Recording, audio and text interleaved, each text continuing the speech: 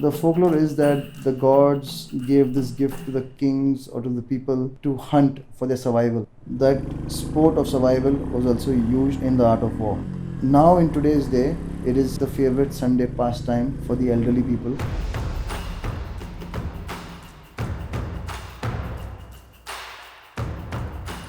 Everything was very random at first. I didn't understand what was going on, but then they were very organized in their own aspect.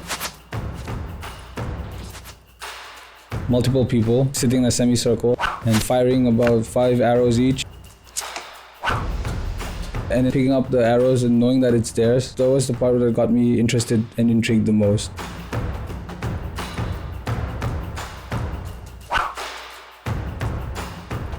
They had small color coordinations on the bows. Each person decorated their bow in a certain way using 2 forms of colors, usually black and red.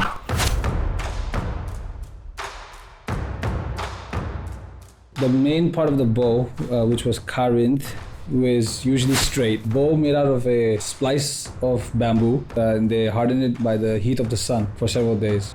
And the string, there was another bit of the bamboo, the more textile part of the bamboo, which was semi-flexible, not fully flexible, but it had the strength to be pulled and it wouldn't break.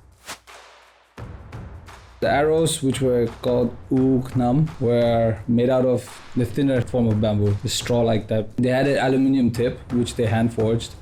Sometimes they used their teeth to tighten it. The feathers are, he told me that they're eagle feathers. I'm 60 years old. More than 30 years I'm playing here.